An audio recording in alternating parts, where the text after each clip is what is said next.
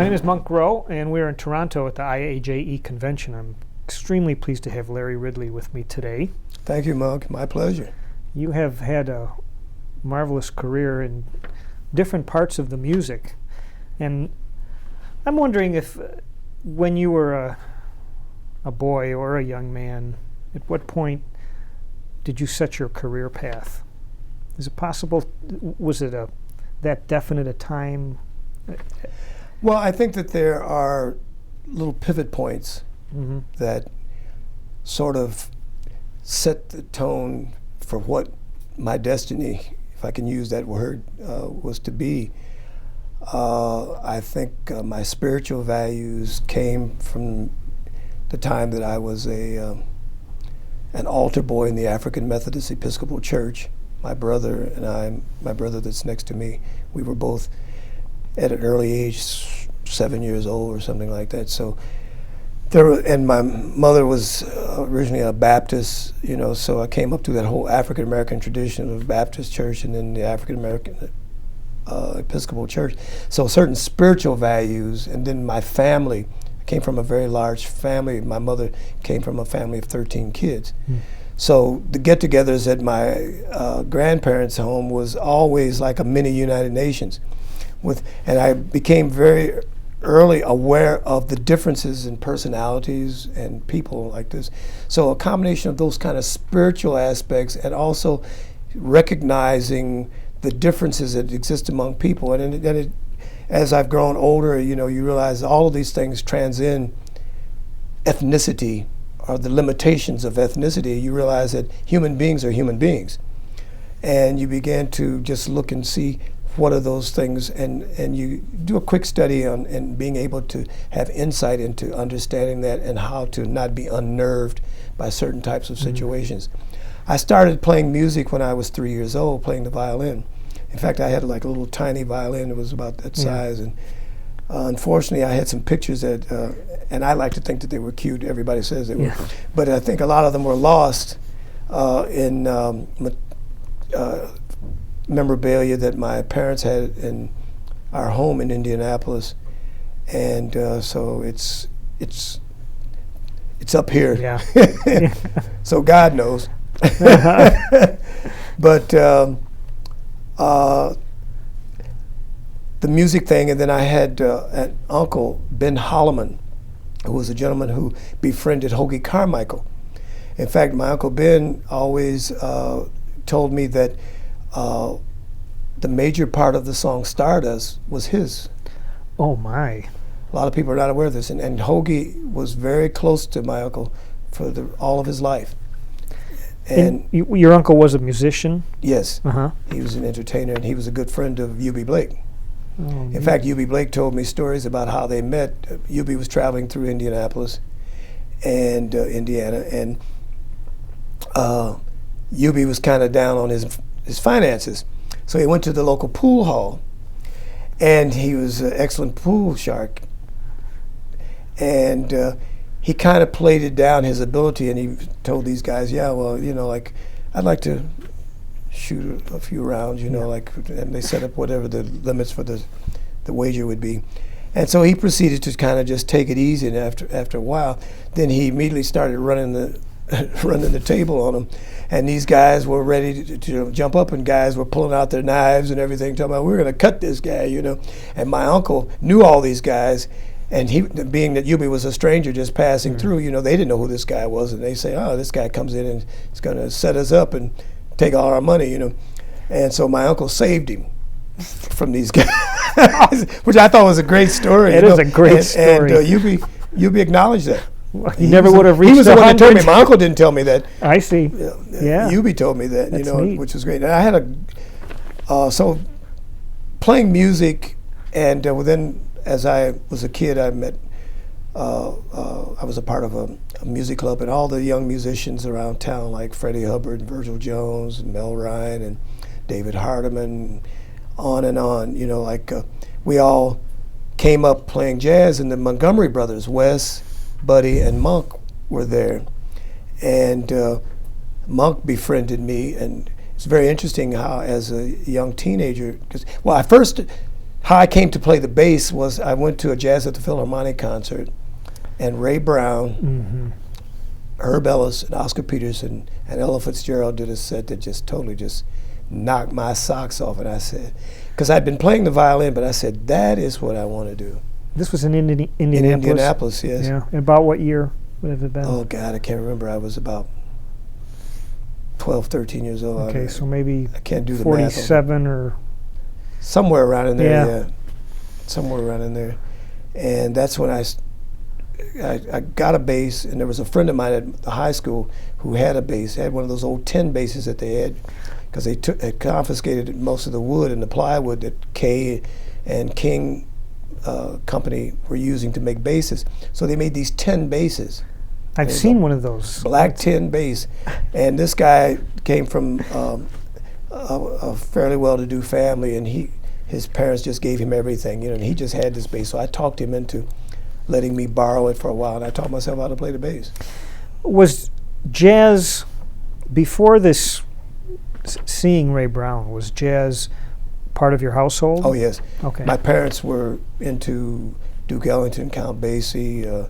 My mother's youngest brother was into, the more current stuff, like with the bebop and stuff like that. And all these musicians around town, were all very supportive.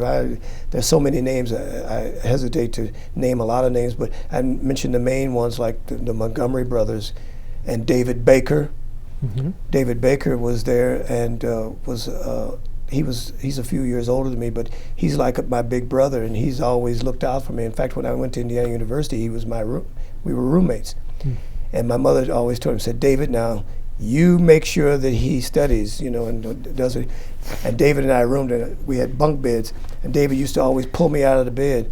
And I have to say that David Baker is I'm fortunate to have a brother like him. Yeah. Even though we're not blood brothers, we're brothers because he's taken care of me since I was a young guy. And he's always been there for me, and he's always encouraged me, and he's a phenomenal person. When they start talking about who's the dean of jazz education, it's David Baker, because he was one of the first. He and Jerry Coker were one of the first guys that, and then John Mahegan came along with his books trying to define and articulate in a codified way improvisation. Because most of what we learned, used to transcribe guys' solos and try to figure out how they were doing this over the chords and this, that, and the other. But David was one of the first to start putting this in a form that was accessible to teach how to play jazz, and Jerry too. Jerry's a very dear friend too. And then, Jamie Aebersold came in as a freshman at Indiana University when I was there, and David was there. And that's how he got his start, because he's a protege of David Baker also. Can you imagine that any of them could envision where that led? This gathering here is astounding to me. Yes. Well, it's, that's what's so beautiful about it.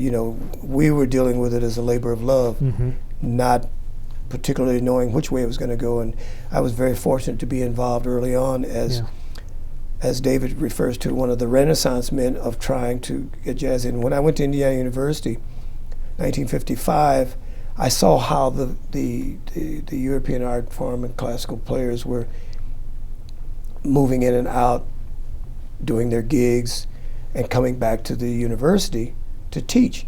And I said, if the seed was planted then, I said, someday I'm going to try to do what I can do to make sure that jazz becomes recognized. Because I always recognize that in order for jazz to be truly recognized as a legitimate art form, that there was going to have to be an acceptance by the Academy, right? In quotes. Yeah.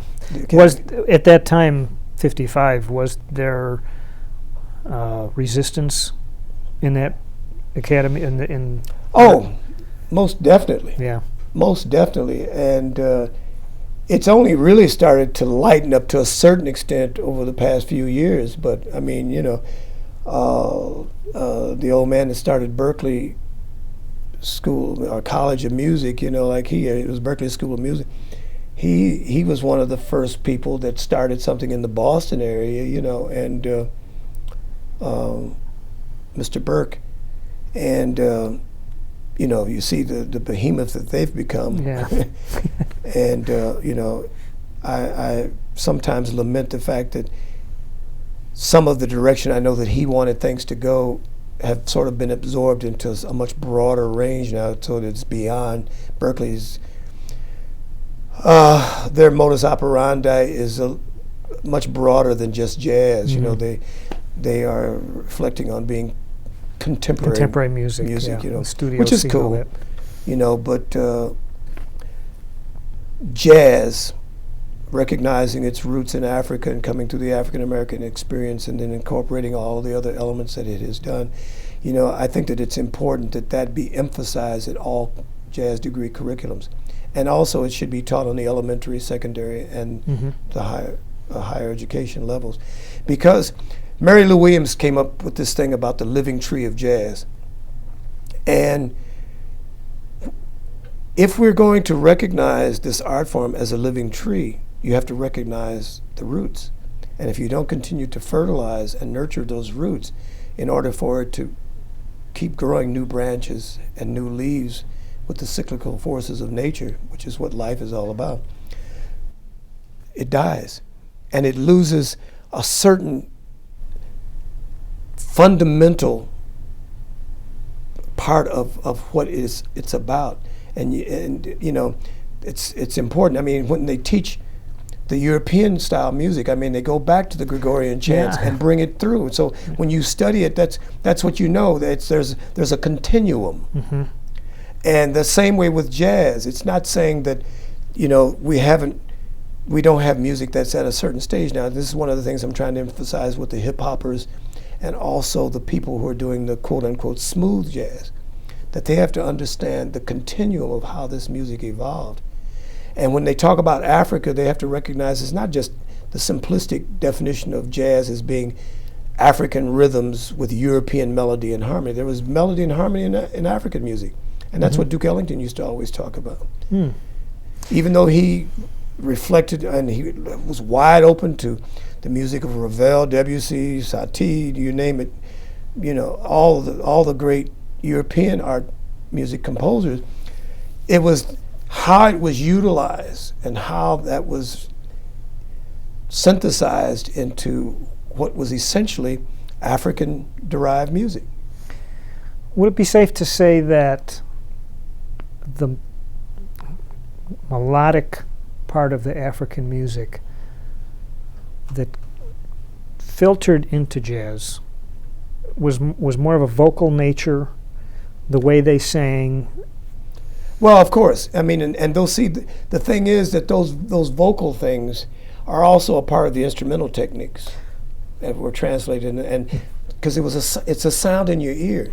That's why a lot of jazz musicians, in terms of the academic community, would always say, "Oh, those jazz musicians play out of tune." Because they don't recognize it's coming from a different source. And it's not going to have that kind of thing because it's not that type of music in its purest form. So you can't use that as a barometer to negate or whatever.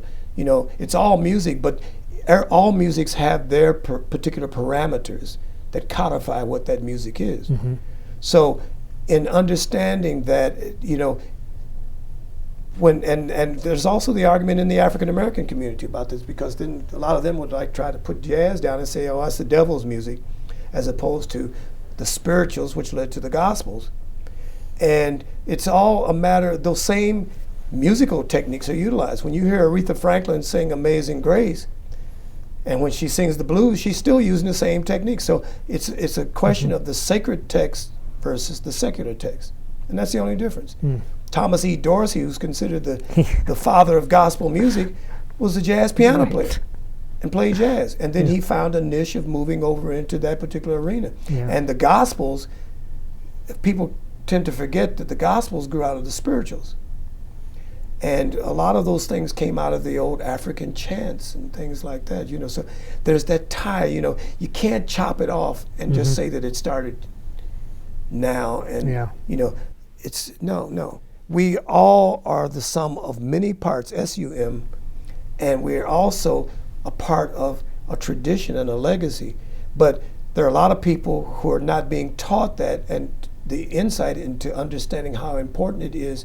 If you truly want to be a person of substance, you must go back, and you must. I used to tell my students all the time at Rutgers, and I was there for 28 years, and I told them, I said, look, just don't take everything I say as being total gospel. I want you to cross-reference what I'm telling you, because that's what I've done in arriving at the conclusions that I have. Mm-hmm.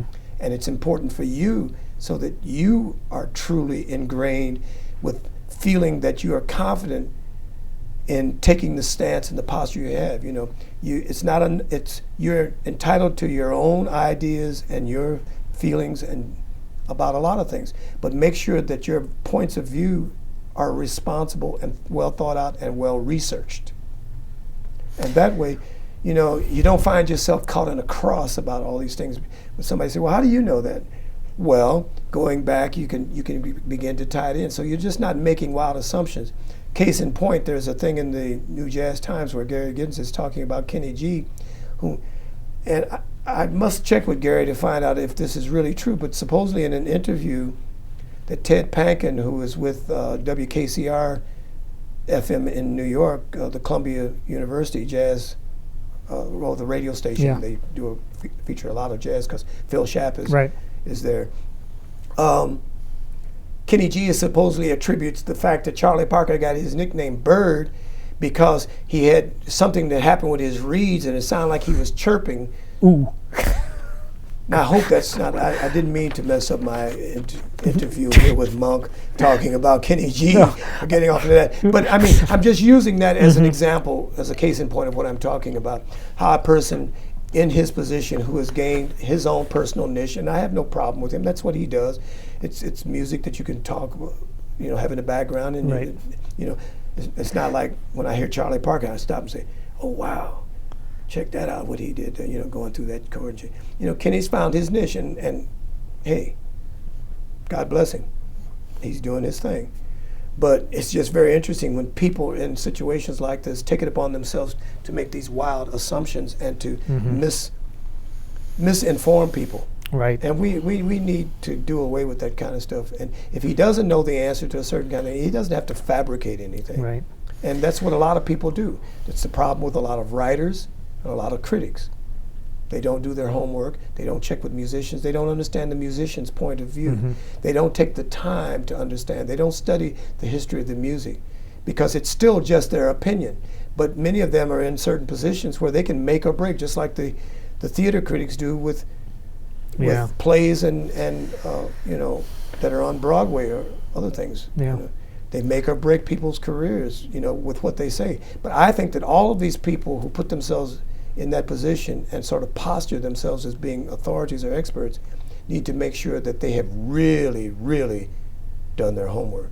Otherwise, I don't want to talk to them. Right. I really don't. No. Because, and the whole thing about jazz polls, I had a long conversation with Leonard Feather. Leonard Feather told me that the jazz poll started because as a young man coming here to the United States, he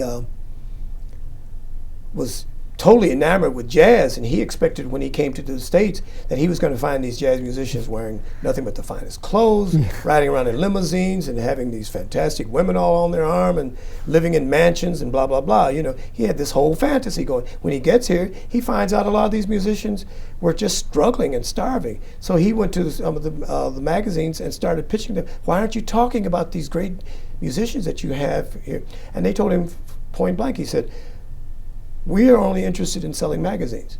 If you can come up with an idea that will help us to sell magazines, we'll be glad to incorporate that. So that's when he came up, you know, with the Esquire and the Metronome and then the downbeat polls. And that's how that became a factor in the jazz, you know, community. Was there... it's kind of gotten out of hand because it's become very political. I mean, a lot of people don't know, but the ballot boxes are stuffed. Oh, it's dear. almost like the Florida election. Oh, Excuse you're me, kidding. I didn't mean to mention that. Yeah. Where we finally had, or for the first time, had a president elected by the Supreme Court as opposed to the president's appointing the Supreme Court. But that's another story, right? Yeah, Mark? right. But some of the same elements, like people stuffing the ballot box and industry buying time and promoting their artists and this, that, and the other, so it becomes incumbent upon them. The Grammys, we know that that's all political. Wow. Well, those are great statements, and I'm curious as to whether music played a big role in your church. Oh, yes. And did you get involved in that music in your church as a young boy? Couldn't help it. It was part of the environment. Yeah. And you didn't even think of it as some sort of separate component. It was just the fabric of life. As I look back over it, as we see the way things are being broken down, oh yes, Milt Jackson, he came up in the church and he did this, and that's the reason why he's playing the vibes the way he plays the vibe. Well, when he was coming up, he wasn't thinking about that as something separate and apart from it. It's just a part of the everyday lifestyle. You're hearing it all the time. I'm hearing this music. So it was just natural. I'm around all this spiritualism, the various preachers and stuff like that. They're part of your community. You know them. You're participating in church activities. It's just a way of life. And my parents, I'm very blessed that I had such great parents who gave me the opportunity and exposed me. We didn't have a lot of money, but we weren't wanting for anything in terms of the true spiritual food. And that's what counts. And my mother and my grandfather always taught me, because I came up under the heavy racism and segregation. I went to segregated schools, all that whole thing.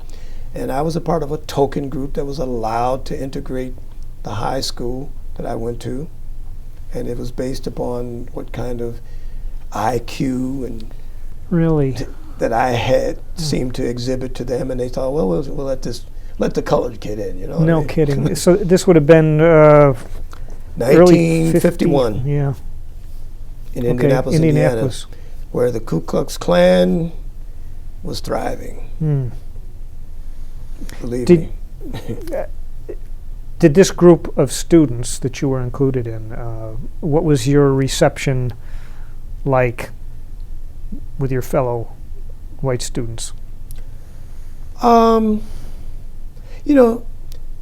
people are a lot more flexible than older people think sometimes, And of course there were some people that were, aloof and strange and may have come from homes that taught them to have somewhat slanted, maybe potentially racist viewpoints. But for the most part, we were just kids. Yeah. We just had a ball. The guy I was telling you about that I got this bass from, this tin bass, he was a white kid. We were buddies. We didn't think about it. His name was Mike Phillips. Mike and I were just, we were just pals. We didn't think about it, the fact that I'm African American, or Negro, whatever the terminology was during that particular time, colored or anything like that. I was just a pal. We had similar things that we enjoyed, and it brought us together. God is good, and I don't think things happen by accident. And you learn these kind of things that it's about human values. Yes, there are differences, and we have different cultural things that are different, but we can coexist.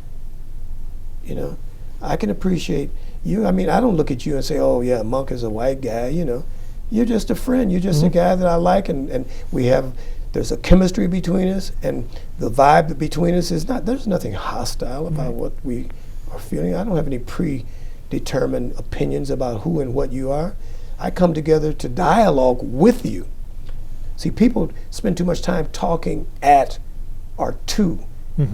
They don't dialogue with. It's not about monologue, and it's about win-win situations. I'm not going to get 100% of what I want. You're not either.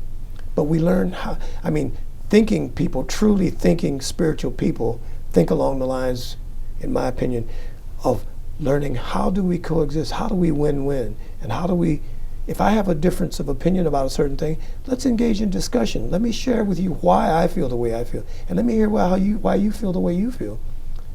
And let's leave it so that we're both open to the fact that it's not carved in stone in terms of what our opinions or our feelings are at that given moment.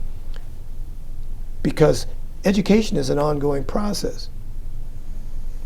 Yeah. And once you stop learning, you're dead. Because studies have been conducted where they say how the percentage of our brain power that we utilize, and the average, the averages are very small when you consider the ratio of 0 to 100%. Yeah. It's over here somewhere, more toward the 0 side. So, and then you get people who are very brilliant, and they're stretching that thing, saying, "Hey, wait a minute, I want more of this." We're all just passing through, and we're trying to, because I believe that this is not the final destination. Mm-hmm. I really believe that. A friend of mine, just a little quick comical anecdote, because I like to use a little levity on occasion. Yeah. But a friend of mine told me, he says, the reason why he believes in reincarnation is because, he said, you look at Colonel Sanders, he keeps killing those chickens and they keep coming back. I know it's corny. I'm from Indiana. What can I say, Buck? It's okay. You're right. There couldn't be an endless supply of those chickens. Right. When you got close to graduation in high school, what kind of career, what were your prospects? What were you thinking of? Well, I was fortunate in that Freddie Hubbard and James Spaulding and a lot of us, we had our own little bands. We were playing jazz. In fact, we had a hot little band. My uncle was friendly with some gentlemen who owned a club in Indianapolis. And we had a gig. We worked 6 nights a week with 2 matinees. And we were just teenagers playing. We were playing all the Art Blakey, Jazz Messenger, Clifford Brown, Max Roach charts and everything.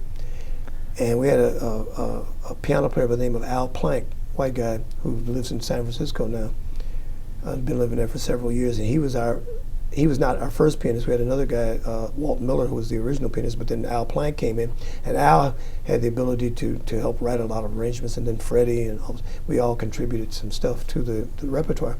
But we gained a reputation throughout the Midwest in terms of our little group, And I had my first road gig when I was 16 with Conte Candoli. Was this the Jazz Contemporaries? Jazz Contemporaries. Right. Yeah. That was the group. With Conte Candoli, you had your... No, Conte Candoli, that was something I'm sorry, I missed what you said. Your first the group road gig. with Freddie Hubbard Okay. and Jimmy Spaulding and first Walt Miller, then Al Plank, and Paul Parker was the drummer. And then I used to play with Wes. The first time I saw Monk Montgomery and I approached him about taking lessons from him, he told me, well, come over to the house, kid. I went over to the house, and there's Wes sitting up there with the guitar, his brother Buddy at the piano, saxophone player by the name of Pookie Johnson, and drummer Sonny Johnson. They called themselves the Montgomery Johnson Quintet, and they had a steady gig working at a place called the Turf Club. So Monk says, go over and pick up the bass. I said, what? Yeah, go over and pick up the bass. So I went over and picked the bass, and they struck up a tune, and I'm saying, wait a minute, what's happening here? He said, look, kid, I'm going out to the West Coast because I'm starting a group called the Master Sounds, and I'm going to have to go out there to set up some business, and I'm going to be gone for 2 weeks, and I want you to fill in for me. I said, yes, sir, Mr. Montgomery. And here I was, man. That was his way of teaching me. He never really gave me a lesson other than me absorbing and listening and watching and listening to him perform. But as far as saying, okay, you do this and you do that, I taught myself that in the very beginning. And of course I knew from playing the violin, so I taught myself the bass clef and all that. And then I had great teachers on the violin. I had a young lady who was with the Indianapolis Symphony Orchestra who was my teacher. There was a woman by the name of Ruth MacArthur who had a conservatory there. She was a young African-American woman who set up a conservatory in Slide Hampton. His whole family and all of us used to go there. And she had a relationship with the Indianapolis Symphony Orchestra where she got some of the players to teach us. It was in the African-American community. And they would come in and give us lessons. And so we had excellent training, and then there were some gentlemen there who were excellent mentors who taught, Mr. Russell Brown, Mr. James Compton, and Laverne Newsom, who taught at the high school and also in the elementary schools, Mr. Lawrence Leggett, who taught me in the 3rd grade when I was in my little elementary school orchestra. Mm-hmm. And so we had excellent instruction. So, you know, and the thing was learning about it. And what I learned from Wes that was so important that I tried to reflect to my students how important. Part of playing jazz and playing music, period, is having good ears. You know, because when you're up there improvising, you're not thinking about, oh, I'm going to from a D minor 7 with a flat 5 over here to a G7 with a raised 9. You're not thinking about all that. You know, you've got to sit at the piano and you've got to get that sound, or the guitar, and get those sounds in your ear and know how to respond to that improvisationally through hearing lyrical lines. And that's one of the things I'm concerned about that is happening with jazz education. Mm-hmm. Too many of these kids are coming through and they sound like computers because they're learning how to play licks and patterns, but they're not learning how to get their own personal sound. And that's what jazz is all about, finding your own identity. I don't try to play the bass like Ray Brown or Paul Chambers or Richard Davis or any Charlie Mingus. You know, I have learned how to be Larry Ridley because, as the Bible says, to thine own self be true. Of course, I've learned from them, and there are certain things that I have picked up from them, but I don't try to just say, oh, that's not the way Ray played it, so I've got to go back and try that again. Mm-hmm. It's not about that. How can you foster that ability to invent melodies, and what happened to you with this being thrown in that situation? Right. How can we do that now? They've got to learn tunes. The more songs that you know that have melodic content, the brain is like a computer. You have to, if you put garbage in, you're going to get garbage out. So you have to put something up there. And one of the things that I always stress to my students when in the workshops and things I do, how many melodies do you know? I've done artisan residency at different places. I will never forget one time I was at the University of Utah, and I asked the young people, what do they want to play? They said, let's play Giant Steps. I said, excuse me? Okay. Blues and B flat. They said, well, we said we want to play Giant. I said, no. You have to show me that you can play the blues in B flat, or any key for that matter, before you can talk about Giant Steps. I said, because I came up around John Coltrane. John Coltrane, see, you all come in at these different stages of hearing people and seeing. Coltrane is so beautiful because his career is documented on recordings. Mm-hmm. You can hear the growth. See, all that stuff that he was playing at the end, he could still go back and walk the bar, you know, which was the basic stuff in the community. I remember a woman coming up to Sonny Stitt. He came through Indianapolis playing at this club, and he was up there just taking it easy because he thought, well, I'm in Indianapolis, I'll just take it easy. This woman came up to him and she said, Sonny Stitt, let me tell you something. I spent my last $5 to come in here to hear you play because I like your music. He said, but you better stop bullshitting on that stage or I'm going to take one of these chairs and go upside your head. Sonny said, oh, excuse me, madam, and commenced to bear down and start playing. Uh-huh. And it's that kind of thing, you know, like, but they have to know melodies. They have to learn tunes. They're learning too many things like of exercises that take you through the 2-5-1 progression, mm-hmm. or I'm going to play the Dorian or the Lydiot scale or idiot scale. I like the Lydiot. Or the demented scale. You yes, know? Yes. And they have to understand that you're composing music, and you have to relate to your audience. Nobody wants to come and hear you practice.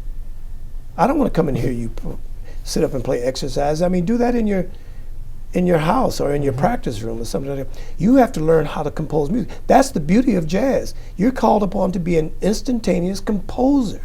You have to learn how to build your solos. I hear these kids, they're just playing ad infinitum. Well, let me show you everything I've practiced today. No, that's not music. Yeah. When you listen to Bach, Beethoven, any of those European art music masters, there's, you know, it's just like writing. That's why I always compare it to English composition even. You know, you have to have an introduction. You introduce your theme, your thesis, you develop it, you recapitulate, you do a summarization, and then you lock up and bow out, as Kenny Dorham used to say. Kenny used to say, get 2 courses of your best shit together, baby, and lock up and bow out. And Charlie Parker used to say, it's always best to leave people wanting more. And Milt Jackson told me that Charlie Parker used to tell him, once you get past the 3rd course, you're practicing. It's so interesting because it's also, those guys had to operate in a time when the length on a record was very limited. That's right. They couldn't go on and on and on. Well, Max Roach was telling me that when the 78s were, that sometimes you would only get 4 bars. And even in playing in the bands. And that's what spawned a lot of the jam sessions, because guys were frustrated because they wanted to improvise and stretch out more. But sometimes in a band, you might have one tune that was your feature for that night. And if you acted up with the band leader, you might not even get to play that night. So then you'd leave there nervous wrecked. I'm, I ain't get a chance to really do my thing, So, and the thing is, when you go back and listen to those records about the Freddie Websters and Lester Young's, they didn't play a whole lot of choruses. Mm-hmm. And Charlie Parker used to always say that, leave them wanting some. Roy Haynes told me when he was first playing, basically auditioning for the gig with Lester Young, he was playing and he was just slam banging and everything, and he was going through his stuff. He said, Prez just kind of walked back, he says, no bombs, Prez, just tinty boom, and then waltzed back out again and started playing some more. And then after Roy settled down and started swinging behind him and just listening to him and playing and to support him, then Prez kind of waltzed back again and said, if you've got eyes, Prez, the slave is yours. And that's how he got hired with Lester Young. Wow, that's great. Lester Young was beautiful. And to see Lester Young, Harry Edison, and Vic Dickinson get together, and Papa Joe Jones, those guys could talk, man, and you wouldn't know what the hell they talking about. They had their own esoteric language. Uh-huh. They could talk to each other, and you wouldn't know a word of what they're talking about. And that's why I feel so blessed that I had the opportunity to come up playing with all those guys. I mean, and Joe Venuti, and oh man, well, people can go to the website. I've got all the names down. I have been blessed. You have been through the list. And I have, great. I have just tried to absorb, and I always tell my students too, and even other people, like, don't get so cocky with such an attitude. The music is greater than all of us. And just because you think you know a little more than the average. Duke Ellington, I'm so blessed to be around. Duke Ellington, as great as he was, he could talk to just a person on the street, a homeless person, and make them feel like they were millionaires or heads of state. And he could go and talk to royalty and the same thing. And he was fantastic. That was a hell of an experience for me to be around him. He was just, I don't know what to say. Well, it's partly a spiritual Coltrane, thing, don't you think? John Coltrane was one of the most humble people that you ever want to meet, and one of the most focused people. Eric Dolphy, a bunch of us lived in the same house. See, how I got to know Coltrane, personally, I had met him in the 50s, but I got to really know him because I lived at this house. When you see on Eric Dolphy's record 245, 245 was the address of a brownstone that Slide Hampton owned in Brooklyn, 245 Carlton Avenue. And Charles Greenlee was married to Coltrane's cousin Mary.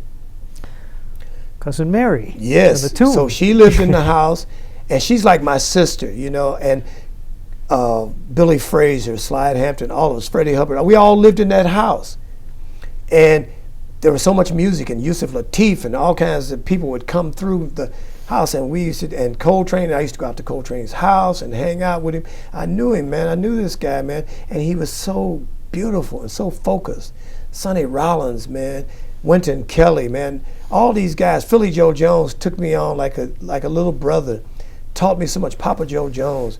And Coleman Hawkins, when I worked with Coleman Hawkins, I used to just sit up for hours with him, just asking him, because I wanted to know more than, I had a relationship, an acquaintanceship with Leonard Feather, and we would talk, and I had a great deal of respect for Leonard Feather and his role. But there are a lot of critics and historians that I take issue with because they're not of the same mold like the Leonard Feathers or the Dan Morgensterns. They don't have the same kind of humbleness and the same kind of commitment. Some woman came up to me the other day because she was very disturbed about what Oscar Peterson said at the gala the other day. And she asked me, what do you think about that? I said, he was absolutely on the money. She said, what? I said, yes, he was telling you the truth. I mean, don't you respect what he had to say? He's not a man. I worked with Oscar. Oscar's not a man that takes things lightly, and he doesn't make comments to be cavalier. You know, when he says something, check it out, because there's pearls of wisdom. And Oscar Peterson, excuse me. Mm-hmm.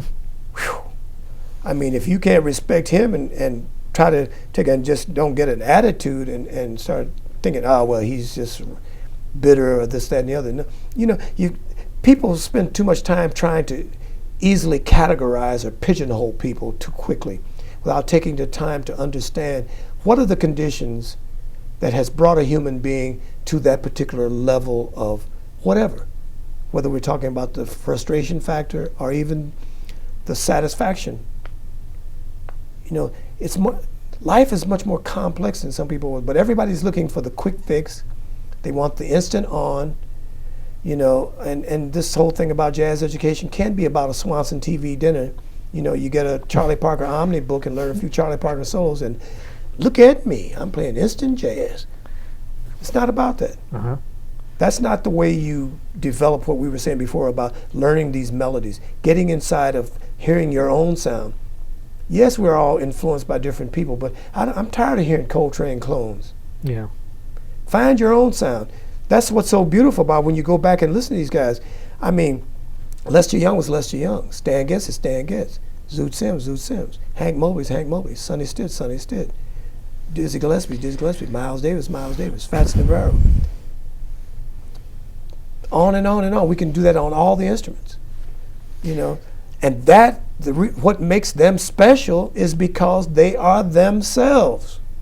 And if you're not trying to find your own identity, I mean, Ernest Hemingway is not trying to be William Shakespeare. Yeah. Bach wasn't, you know, Mozart wasn't trying to be Bach. Stravinsky was not trying to be Wagner. You know, I mean, people in the arts, they find just like actors and actresses. And it's true in all professions, you know, like when we look at it across. So it's not something that's just only in music or even in art. Gauguin and Rembrandt, Renoir, all these people are different. They found their thing that becomes them. Frank Lloyd Wright, I.M. Pei, you know. Have we kind of created a conflict then with jazz education is now a big business with publications and method books and all that. And this gathering here obviously is positive in some aspects for the music. But is it creating too many of the people you're talking about who just are spinning out what the book says? Well, that's why I think that people like myself, and I'm trying, you know, and I have other people who are disciples like I am, in recognizing how this can be a problem. And it's true in anything, you know, you can always find that you're churning out clones as opposed to individualists. And we have to constantly check ourselves. And the people who are teaching in some of these degree programs need to make sure that they are structuring their curricula and their degree requirements so that you do produce people of substance and that you do produce people who recognize that they are searching for their own personal identity. Because it's a lifelong quest. Mm. You know, 4 years in an institution, you know, of higher learning, excuse me. You know, that's just preparing, you know, a lot of people come out and say, oh, I'm Dr. So-and-so, you know, I have a PhD. I say, well, what does that PhD mean? Piled higher and deeper? And in what? You know? So don't get carried away because you've got a little PhD behind your name. That doesn't mean anything. You know, you can find a person on the street with mother or father that can wipe you out. So don't get carried away. Put your ego in your back pocket and sit on it. And just recognize that you're a fellow human being and you're never in the position where you can look down your nose at anyone about anything. Mm-hmm. You know, and once you lose your humility, and you know, we're just like, you know how roaches are. You know, we're just one roach out of thousands of roaches. You know, so you know, we're a microcosm of the macrocosm. Mm-hmm. And so people get and I realize that everybody's searching for self-identity and all these things, and they're searching for they want to be comfortable, they want to find their own niche, and everybody wants that to happen immediately. But I think it's very important that as you're striving for these things, that you're approaching it with the right criteria of understanding how to approach it. You know, it's not like I'm going to grab this. You know, it's just like the whole problem with academia, with people going for tenure.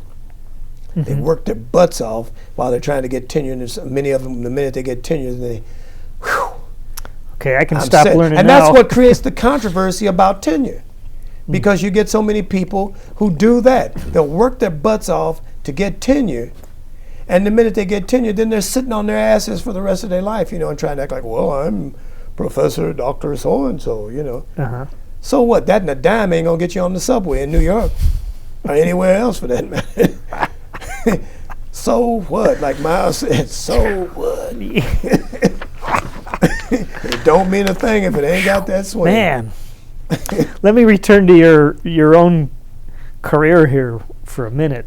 The 60s were quite an amazing era for you, it seems. I don't know if you can divide it into just the 60s, but you played with a long list. Does anybody stand out in your own mind, particular tours or recordings that you just like to mention? All of it, really. Yeah. I mean, it all is one. Each entity is one component or one part. When I say sum of the parts, that's the reason why my first album that I produced is called Sum, S-U-M, of the Parts. Mm-hmm.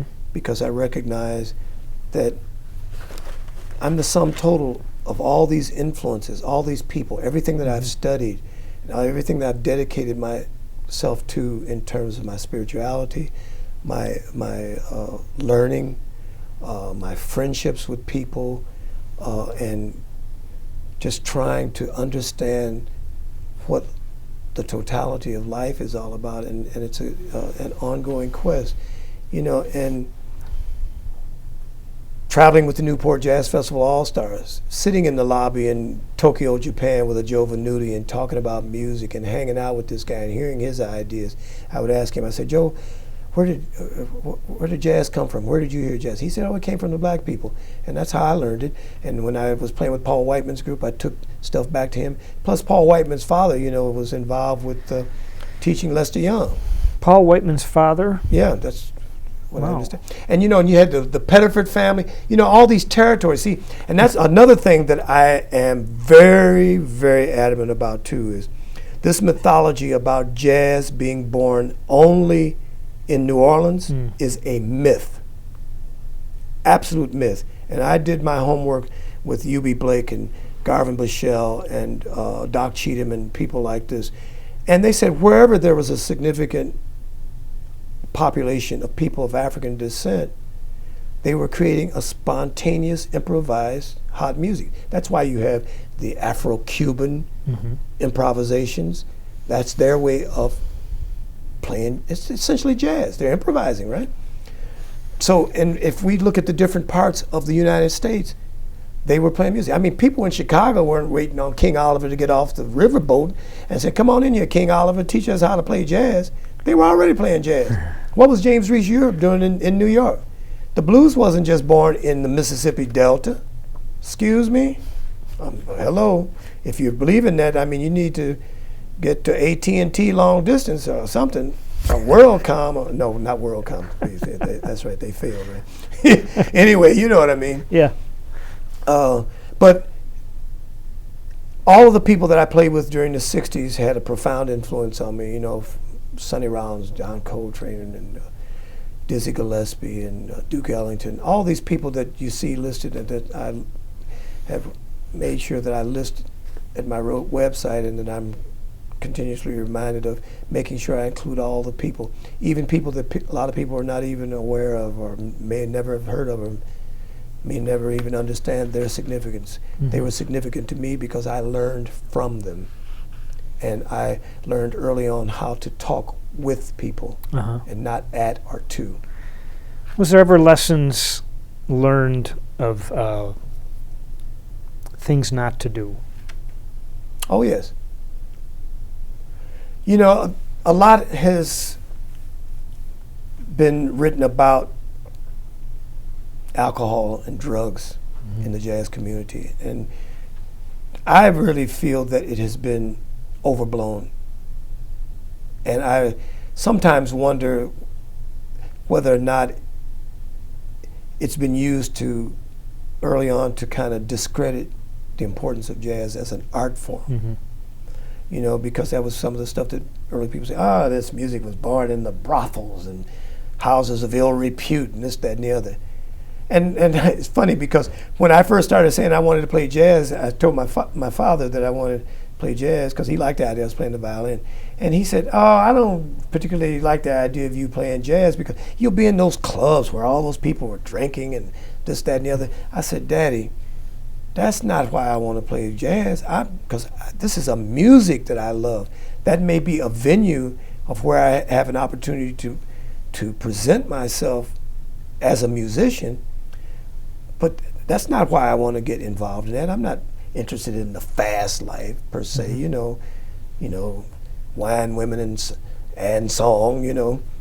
I mean, you know, I had a certain amount of that, and it was fun, but I never allow myself to get carried away with all of that. You know, I'm not any saint by any. I had my times that I acted young and foolish, but thank God my mother always gave me a sense of entertaining logic 101. You know, and to maintain a balance. My mother's still alive. She's what is she? 88 now. And she is just as spry and spunky. Wow. If she would come in, she'd get up and start dancing, and she's amazing. That's great. And my uncle, her oldest brother, is still alive. He's 94 years old, lives in Chicago, still drives his car around Chicago. Now, if you drive in Chicago, even at 23, you're doing something. You know what I mean? I wouldn't get on that Dan ride myself. But I come from a line of long livers. My dad, unfortunately, passed a couple years ago. He was 90 years old, but he lived a full life, and he was a good man. And the thing that was so beautiful about my father is that when I went to the funeral, there were so many people. The church was packed. I didn't realize all these people loved my father, because my father was a very humble, giving man, very bright man, who unfortunately, because of the racism and segregation, did not get an opportunity to exercise his true talents. He was an excellent mechanical drawing. He had impeccable skills in that. He went to Butler University and studied mechanical draftsmanship. But he couldn't get a job. He got a job in the plants during the war. Allison Motor Company, you know, that make the engines for the airplanes of Allison engines. Okay. Guess what? The man with this kind of knowledge, he went around to the machines and was a chip collector. Putting it in, cleaning up. Yeah. Because they wouldn't hire him because of his color. You know, that kind of craziness. I mean, here's a man who knows what he could have contributed if he had been given the opportunity. That's why I try to tell young African American kids now, you don't realize the dues that people pay. And this whole thing about getting out to vote, hey, I came up through that thing. You know, I was friendly with Rap Brown and Amiri Baraka and all these guys, and Stokely Carmichael, all these guys. And, people want to put the Panthers down, like Huey Newton and Bobby Seale and all them. Those guys, they started out, it was the government and other nefarious groups that painted the picture of them being enemies of the state. They were just being very outspoken about what they knew that the community needed to do and the kind of racist barriers that were being placed on us. And they were crying out, and they wanted to see something done. They didn't pick up guns just to be some kind of warring militia group. They knew that was the only way. I mean, the Ku Klux Klan's walking around with guns. Look, I come up in Klan country, so no, wasn't nobody telling me nothing about the Klan now. These weren't no Bible-toting. They wanted to talk that Bible-toting stuff, but you talk about a contradiction. Don't pass that bullshit to me, because I know, I I was with my father when I was a kid, my brother and we were going through a used car lot in Indianapolis, and I was about six years old. And you know how little kids are, you get in the car and you're trying to act like you're driving. And I'll never forget, this guy looked, to me as a 6-year-old, he looked like he was about 7 feet tall, white man, came and pulled me out of the car and said, "You little curly-headed nigga," and kicked me right in the crack of my ass. I felt every bit of that man's shoe in my ass, and kicked me so hard I pissed on myself. And I'll never forget that. I'll never forget that, but I'm not bitter about it. But it just taught me something. I learned a lesson from that. And my father, and the way my father handled the situation, taught me a lot about maintaining my cool. Because naturally my father came to my defense.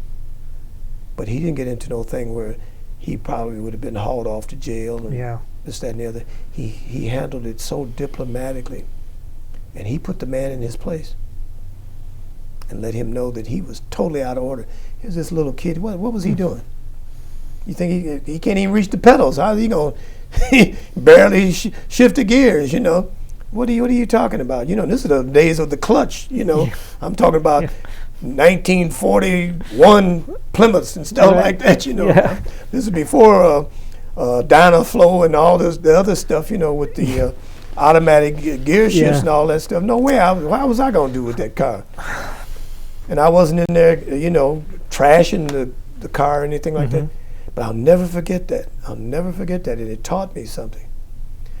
And not just in terms of relationship between black and white people, but there's good and bad in every ethnic group. You know, it's just like now I feel bad about the kind of rap that people who are Islamic are getting, you know, that there's all this racial profiling that's going on. People have to be very careful about that. And I know everybody's very uptight and sensitive. Look, I saw the stuff in my apartment in New York, in Manhattan. I looked out my window. I was up at 20 minutes of 9 to answer the telephone, and I looked out my window. I had a straight shot of the Twin Towers right from my bedroom. It's just like straight shot from my bedroom window. I could see that. I saw that building on fire. I thought it was just a fire, and I said, well, maybe the sprinklers are going to put it out. But I couldn't believe what was happening. And then the next thing I know, bam! You know, and New York Manhattan became an armed camp with the National Guard, the state and local police. It was one of the most traumatic things anybody would want to go to who's never been in a war zone. You were literally in a war zone. I couldn't even go past a certain point perimeter in my neighborhood unless I could produce ID, a driver's license that stated that I lived in a certain area. They wouldn't let me go. And I was needed to go out of town, and I couldn't even get out of the airport, you know, because the flights were all canceled. And I needed to have a pair of pants altered, you know, some cuffs put on my pants. I couldn't even go to the tailor because the National Guard guys wouldn't let me go into the block where they said, you have no business there, you don't live there, so you can't go. I said, but I got to get my pants fixed, man. I'm not a terrorist. I just need to get my pants fixed. The tension and everything that existed in that city, but the way people came together. New York is a beautiful place because in spite of the fact that people think New York, and people ask me, how can you live in New York? Oh my God, people getting mugged and this, that, and the other. Blah, blah. I said, New York, it's got the best of the best, it's got the worst of the worst, and all the different, it's yin and yang and everything in between.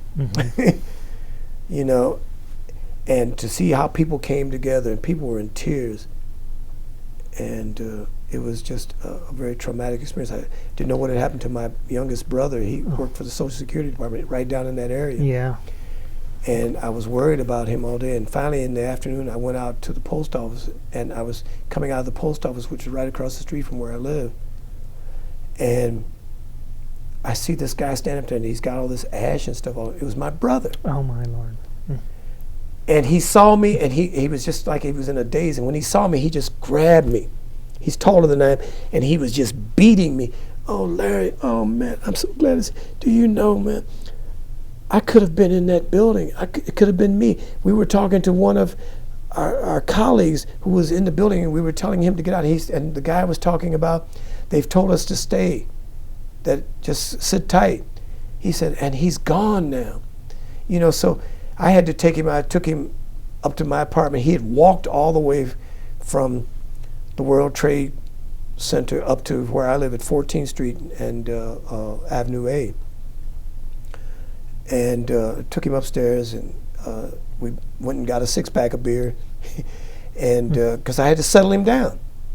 And he took a shower, and I gave him a sweat outfit of mine to put on, you know, so he'd have some clean clothes. Because I mean, it was. But you see, all these kind of things, it's all related to the music. You know, people might watch this and say, "Well, we got off on a tangent." That's all right. But it's a part of what we're talking about in terms of the human condition and human existence, and all that's a part of the music. And when a person gets up to improvise, they have to reflect that in their music, and that's a part of who and what you are. And you have to, and so this whole thing about the jazz education and how commercialized it is in certain instances, we just have to be a watchdog to make sure that people understand that we cannot have this sort of cookie cutter instantaneous way of producing things. You know, people sometimes complain that some of the younger musicians are being elevated to the place of having their own bands and leadership and their own albums, and they're only in their early 20s or something. But then you go back and say, well, Clifford Brown was a leader at a young age. But he was with Max Roach, and he was with Art Okay, Blakey. well, that's my question, like, what was the difference?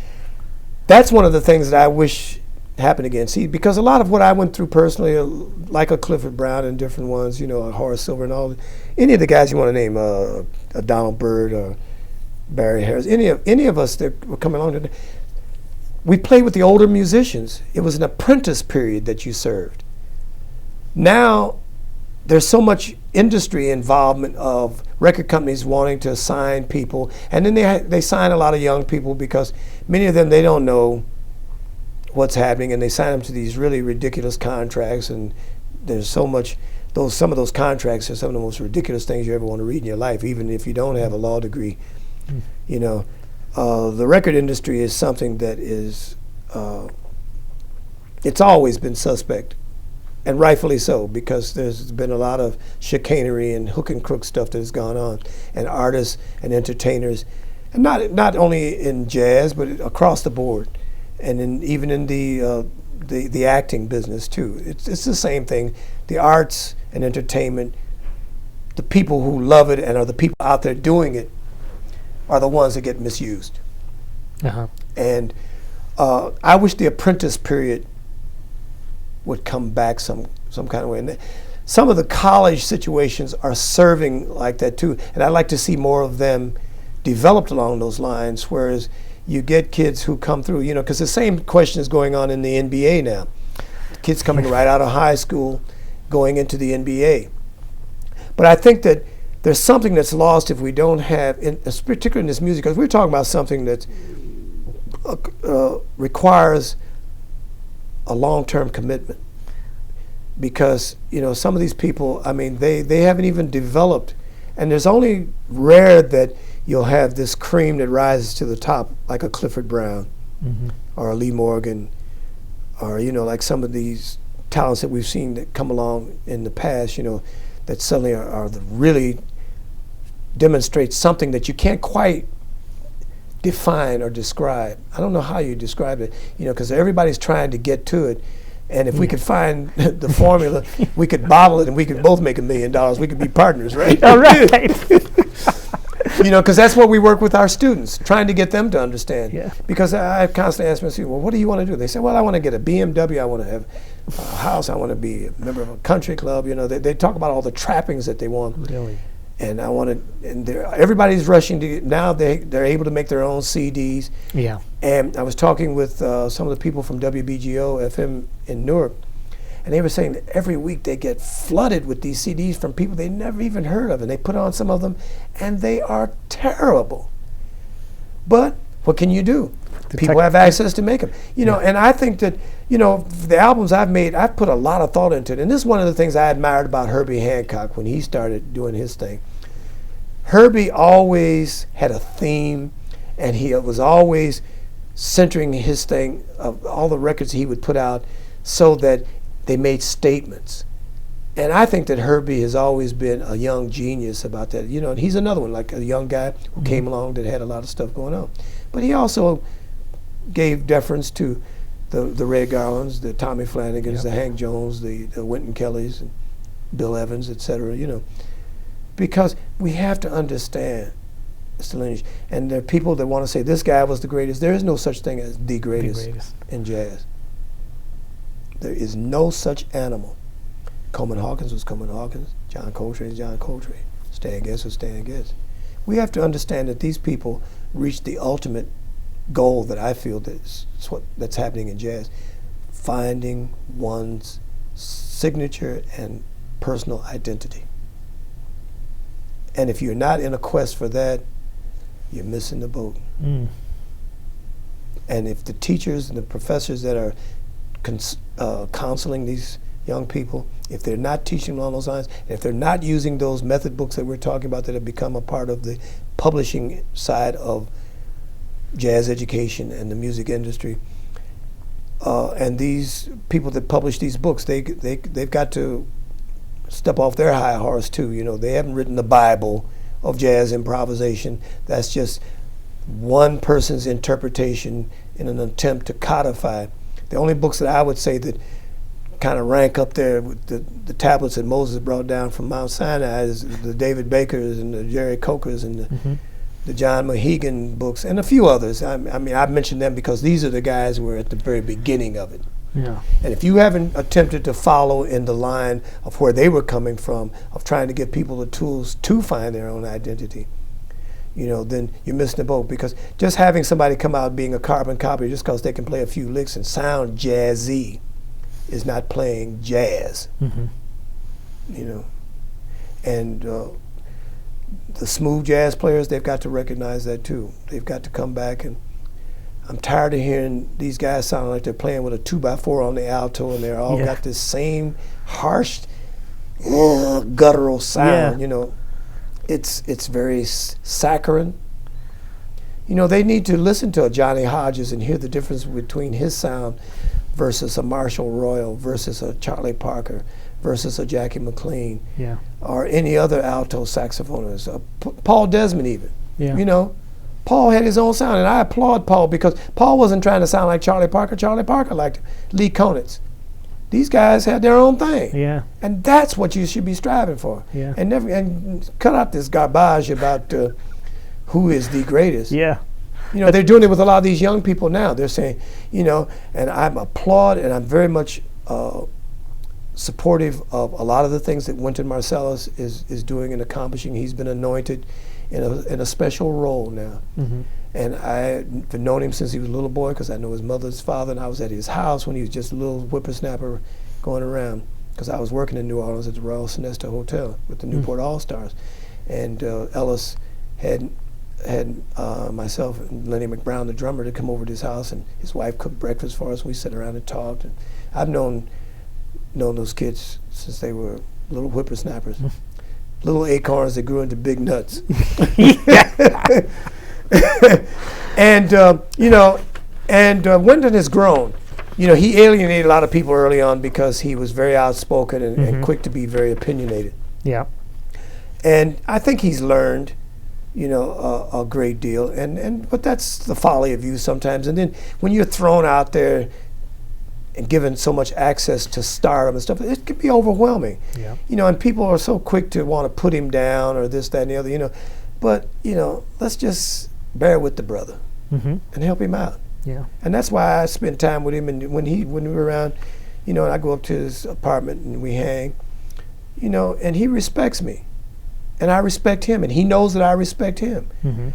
And he has his thoughts and his feelings about things, but I always try to engage him in dialogue, not talking down to him because I'm older than he, you know, but let's share ideas because it's about win-win. Life is a constant state of negotiation. Man, you have given me some great food for thought today. Well, I thank you for asking me to come, and I hope this is not the last time that we have an opportunity. I hope we are able to interact on Yeah, many different, absolutely. doing workshops or clinics or whatever. Right. Whatever way, or just call me and just say, hey, fool, Hey, what's happening? Chris. I know you retired very recently from 1999, I Yeah. retired after 28 years at Rutgers. I built the undergraduate degree program there and the master's Mm-hmm. program there in jazz. I helped shepherd that. And I was very fortunate in that I was the first and only at that time, and I don't know if it's changing now, but I had 4 tenured professors in jazz, Wow. and 4 of them African American. The first person I brought in was Ted Dunbar. Second person, Kenny Barron. Then Bill Fielder. And then, of course, myself. Yeah. And had a lot of great people who came through there teaching and sharing there with, from Don Friedman, Frank Foster to, oh God, I start naming names. I'm liable to leave somebody out, but Right. Milt Jackson and the great artists in residence. I started a lot of that stuff with doing the music of, Mm-hmm. and I would have these thematic presentations where the ensemble would perform the music of Charlie Parker, the music of this. And I'm continuing forth with that too. For the last 10, 11 years now, I've been jazz artist in residence at the Schomburg Center, which is a part of the New York Public Library in Harlem. I visited there one time when they were doing a photo opening or something. Right, Neat and I've place. been jazz artist in residence there. I do 3 concerts a year, and I'm working in doing interviews similar to what we're doing here, Mhm. and also developing workshops. They have a young junior scholars program that they have instituted that's being funded by New York Life, and we're working to bring young people to understand a variety of things that they can look at as far as career paths are concerned. Great. So I'm trying to be very active, and then I'm with the executive director of the African American Jazz Caucus, Mm-hmm. and I took over that over the past couple of years and spent a lot of my own personal money and a lot of my personal time Mhm. in doing a lot of this stuff myself, and brought to fruition a project that I'd been wanting to see at the IAJE conference, an all-star student jazz ensemble comprised of students from the historically black colleges and universities. And our primary mission is that we're trying to develop the programs at the HBCUs, because they were the originators of jazz education, because it was the Jubilee singers and the jazz bands that were the prime money makers for these institutions Mhm. early on. It was only after the NFL and the marching bands became the predominant thing, because they were able, the Gramblings and the Florida A&Ms, they were doing all the halftime events in the NFL, so it became a revenue stream. So at the historically black colleges and universities, the marching band became the heavy focus Yeah. in many of them. And we're working to change that emphasis so that it's not just that, but that the jazz and even the blues and other, spirituals around. And, people have to understand that the gospels grew out of the spirituals. The spirituals were first, Mm-hmm. And the inner city schools. We've got kids coming up that don't, the quality of education that they're getting is horrendous.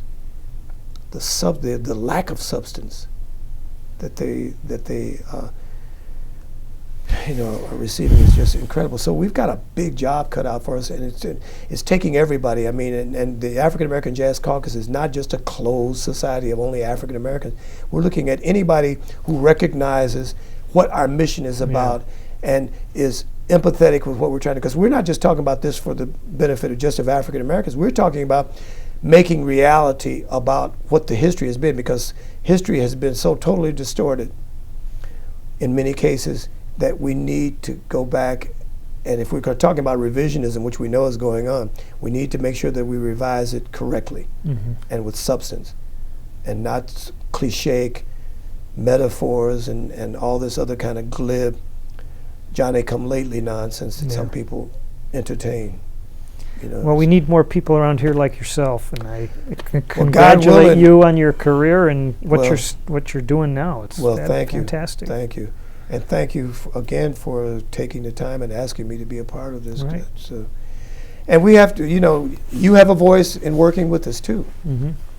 because you are a sincere and dedicated person, and we need your energies and we need your expertise, and like to bring your ideas to us, because it's about a team. Mm-hmm.